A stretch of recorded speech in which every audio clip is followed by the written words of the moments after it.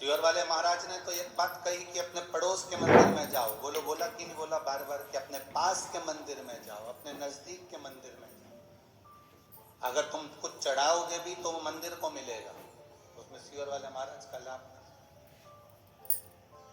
तुम्हारा बच्चा मंदिर तक जा रहा है तो उसमें सीहोर वाले महाराज का लाभ नहीं है, सीहोर वाले महाराज का फायदा नहीं है। तुम्हारे बच्चे अगर मंदिर तक जा रहे हैं, एक लोटा जल चढ़ा रहे हैं, तो उसमें तुम अपने बच्चों को संस्कार दे रहे हो और उनको बलवान बना रहे हो कि कभी हम नहीं भी रहे तो तेरा पिता ये देवाधिदेव महादेव, तेरी माता या माता पार्वती तेरा साथ देने के लिए है। व्यवस्था करते हो कि नहीं करते हो अपनी अपनी? जब तुम्हारा जाने का समय होता है उससे पहले प्रॉपर्टी देते हो बच्चों को। बोलो देते हो कि नहीं देते हो? अरे बोलो तो जम के। देते हो ना? सोना बच्चों को देते हो, प्रॉपर्टी बच्चों को देते हो, जमीन बच्चों को देते हो, जायदाद बच्चों को देते हो, जमीन घर बंगला सब बच्चों को देते हो। तो एक चीज बच्चों को और दो, उसको अच्छा संस्कार देने का प्रयास करो जिससे हमारा धर्म भी बचे और सनातन धर्म टिके।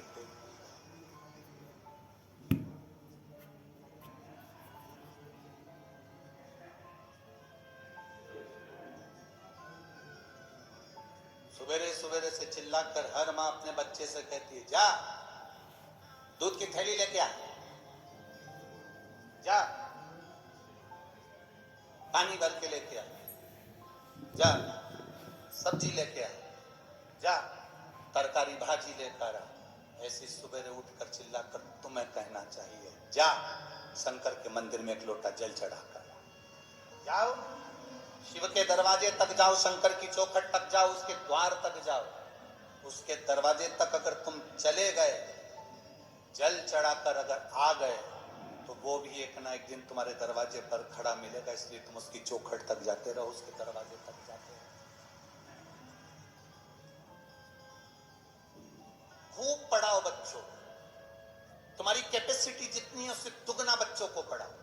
और बच्चों से भी कहेंगे तुम्हारी कैपेसिटी से ज्यादा तुम विद्या का अध्ययन करो, अपनी मेहनत करो, अपना कर्म करो, और कर्म के साथ में धर्म को भी साथ लेकर चलो। मेहनत करते रहो और बाबा का गुणगान भी करते रहो कि मैं अकेला नहीं हूं, मेरे विद्याध्ययन में मैं अकेला नहीं हूं, मेरे कंपटीशन एग्जाम में मैं अकेला नहीं हूं।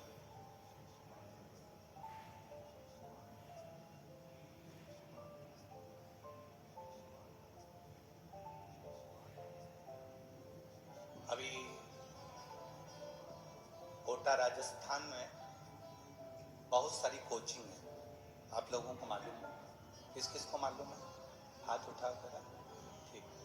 कोटा राजस्थान में बहुत सारी कोचिंग क्लासेस हैं। बच्चे वहां कोचिंग करने के लिए जाते हैं, और बच्चे जब वहां कोचिंग करने के लिए जाते हैं, बहुत सारे बच्चे, उसमें से कई बच्चे ऐसे हैं जो कंपटीशन एग्जाम या कोई टेस्ट में या कोई परीक्षा में पास नहीं हो पाते, तो वो हार जाते हैं और मर जाते हैं, सुसाइड कर लेते हैं। अब माता पिता ने कोचिंग वालों पर केस लगाया कि तुम्हारे कारण हमारे बच्चे मर रहे हैं। पर सही मायने में देखा जाए तो बच्चे के ऊपर प्रेशर जितना टीचर का नहीं होता, उससे ज्यादा प्रेशर घर वालों का होता है कि पढ़ना पड़ेगा, करना पड़ेगा, ये करना पड़ेगा, इतना कर कर आना पड़ेगा, और तुझे इस एग्जाम में पास होना पड़ेगा। बच्चे को इतना प्रेशर दे दिया, इतना प्रेशर दे दिया कि बच्चा सोचता है कि अब मैं घर कैसे जाऊं, वापिस कैसे जाऊं, मेरा रिजल्ट अगर बिगड़ गया तो मैं घर कैसे जाऊं। तो बच्चा अपना प्राण त्याग देगा।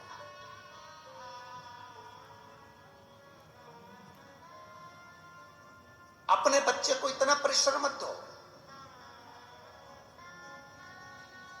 इतना प्रेशर,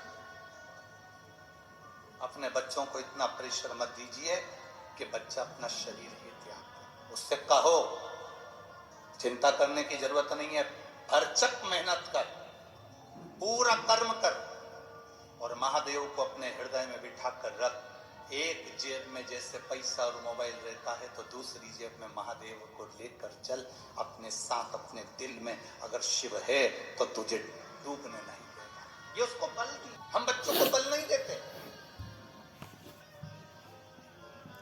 कई माताएं कह देती है हमारे बच्चे भी छोटे हैं गुरुजी, कोई मंदिर जाएंगे, जल चढ़ाएंगे, छोटे बच्चे हैं, ये कोई मंदिर जाएंगे। हम कहते हैं पास बांबू जितना गीला होता है उसको नवाओगे तो डलिया बन जाएंगे। बांबू को जितना नवाओगे उससे खिलौने बन जाएंगे। बांबू को जितना नवाओगे वो नब जाएगा। बांबू बांस अगर सूख गया तो उसको नवाओगे तो वो नबेगा नहीं। बांस को नबाना है, जब तक वो गीला है तब तक नबा। बांबू को नबाना है, जब तक वो गीला है तब तक नबा। सूख गया किसी काम का।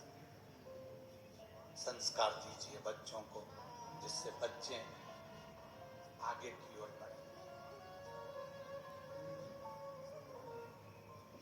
महाराज संत सज्जन और सती, आप भी बोलिए कितने? संत सज्जन और सती, ये तीन ऐसे होते हैं।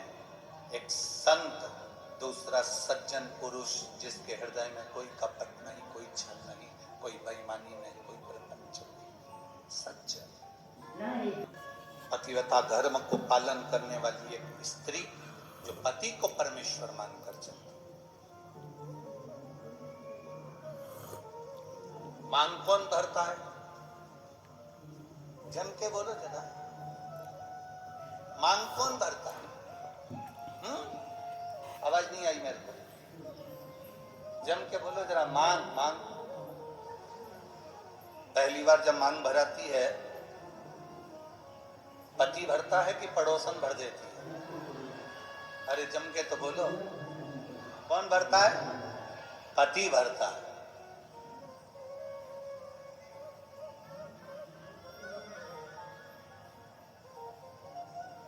तुम्हारी मांग भरता कौन है? पति। पहली बार मांग किसने भरी? पति ने। क्यों भरी? वो वहां पर बैठे हुए पंडित जी जो तुम्हारी शादी करा रहे थे, ब्याह करा रहे थे, उनसे पूछना था कि ये मांग में सिंदूर पति भर रहा है, इसका मतलब क्या होता है? इसका क्या मतलब है मांग भरने का?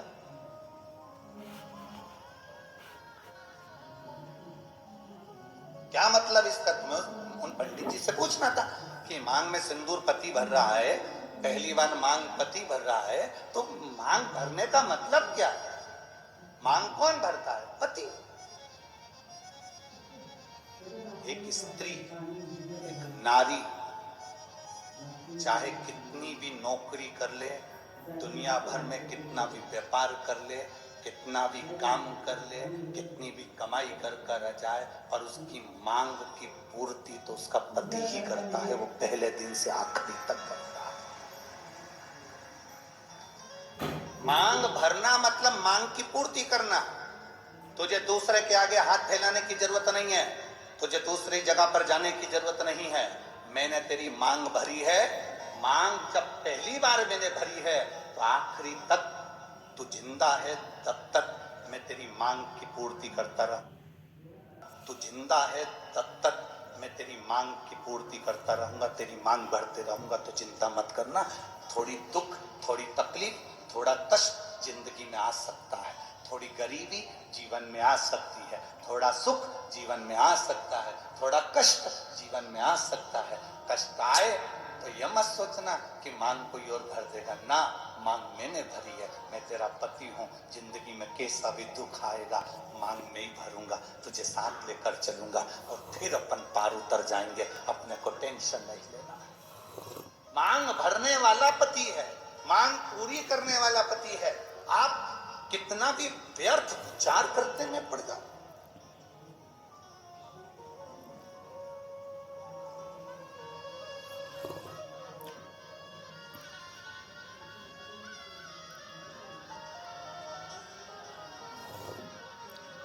पूर्ति करना। जब हम जन्म लेते हैं हमको नहीं मालूम रहता कि हमारे माता पिता कौन। जन्म लेने वाला बच्चा जन्म लेता है, बाद में उसको माता पिता का पता चलता है, पहले नहीं पता चलता।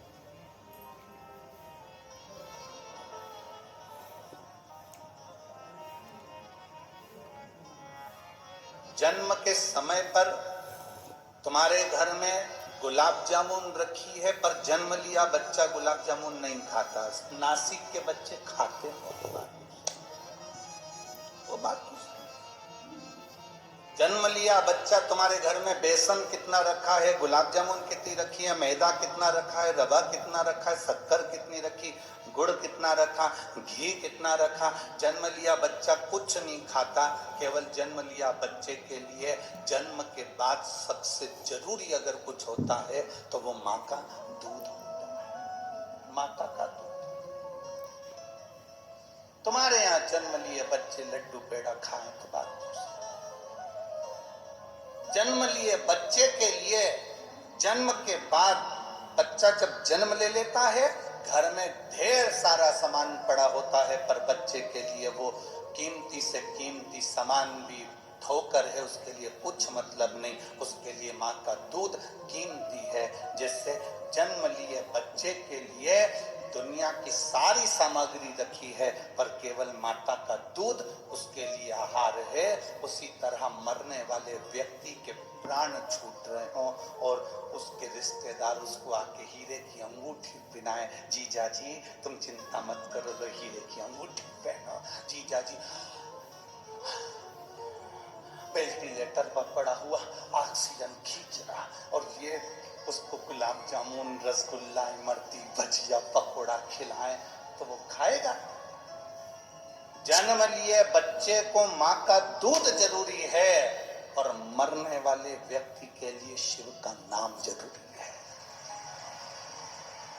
उसको तुम्हारे धन दौलत, गुलाब जामुन, पेड़ा, जलेबी, इमरती से कोई मतलब। हमारा तो निवेदन है, आप किसी बीमार व्यक्ति को देखने के लिए हॉस्पिटल में जाएं, कुछ लेकर जाएं ना जाएं, पर हॉस्पिटल में पहुंचकर उस व्यक्ति से जब मिलें तो 2 बार या 5 बार भले मन में बोल लो, भले मन में बोल लो, पर श्री शिवाय नमस्तुभ्यम बाबा इसको जल्दी ठीक कर देना, श्री शिवाय नमस्तुभ्यम बाबा इसको स्वस्थ कर देना, श्री शिवाय नमस्तुभ्यम बाबा इसको बड़ी बीमारी हो गई आप हल कर देना।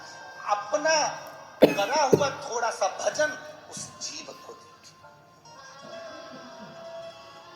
हम किसी सच्चे गुरु के सामने क्यों जाते हैं? हम किसी संत के सामने क्यों जाते हैं? हम किसी भक्त के सामने क्यों जाते हैं? क्योंकि उसकी दृष्टि हम पर पड़ जाए। केवल मात्र दृष्टि पड़ गई तो हमारा कल्याण। अरे बस तुम्हारा सहारा मेरी जिंदगी में बना रहे।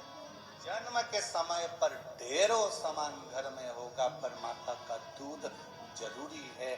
मरते समय लाखों की प्रॉपर्टी तुम्हारी होगी, घर में गाड़ी बंगला होगा, पर मरते समय भगवान का नाम जरूरी है। बस यही हमारी जिंदगी